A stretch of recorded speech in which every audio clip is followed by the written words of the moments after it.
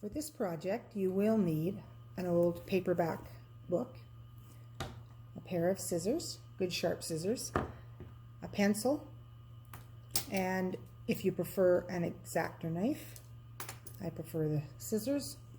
And the first thing you're going to do is you're going to take the front and back cover off of your paperback, just going down like so. Your paperback book should look like that.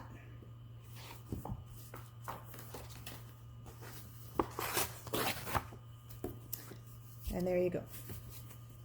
Now, on the front of your paperback book, you're going to draw sort of a half pumpkin shape. So think a heart shape, but not so pointy. So I'm just going to start about here and go around and come down to the corner. All right, I don't know if you can see my markings or not, but just like that. And then what you're going to do is you're going to take a few pages at a time, and you're going to use your scissors. And don't worry if it's not perfect, you can always trim things up later. And you're going to cut around your pencil mark.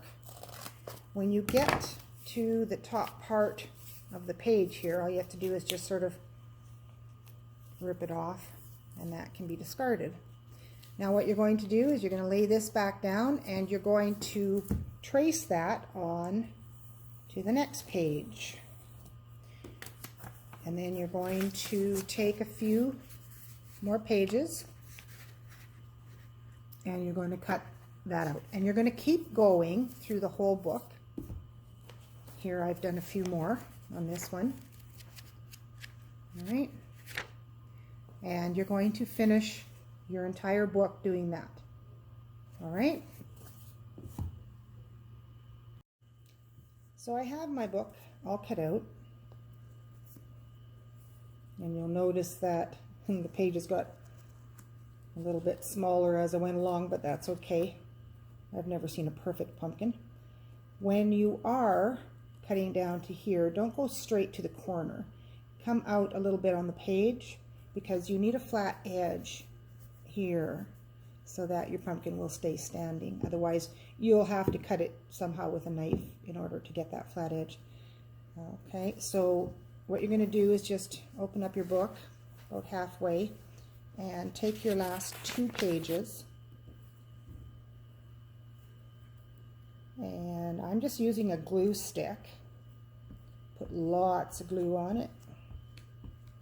It's paper, so glue stick, I'm hoping, is going to work just fine. And then take your 2 pages and push them together as close to the spine as you can. They don't have to be exact when they're meeting. See how one page is a little bit bigger than the other? That's fine. And if you want, you can add some paper clips, especially down in the bottom, just to hold that together right down by the spine. Okay.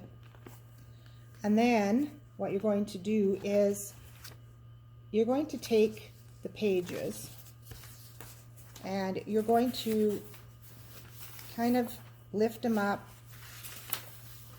and run your finger down the spine. If you don't do that, all the pages are going to stay in one place and your pumpkin is not going to stand up. So just keep doing that, and they should flare out a little bit more. So I glued 5, 6 pages together from either side in the back, and I put some paper clips on just to hold it down close to the spine. I found just the one page, it wasn't strong enough.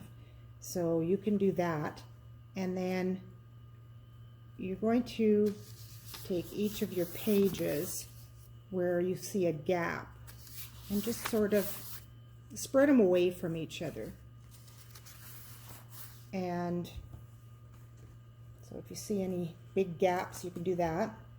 And here's Here's my pumpkin so far. Now in the back, I haven't played with it much, but if you can't get it to, you know, move over, well, face it toward a wall. It's all good. Now, let's get ready for the next step. So for this step, you're going to need orange paint. I'm just using acrylic paint, whatever I have here, but you could use tempera paint. And a sponge of some kind. It doesn't have to be a brush. It can be any type of sponge. But just make sure that there's not a lot on your brush, because if it's too wet, then this is going to be, it'll get too wet and it'll stick the pages together. So just up and down. You can see I have an orange tinge on my pumpkin. All right, so do that and we'll get ready for the next step.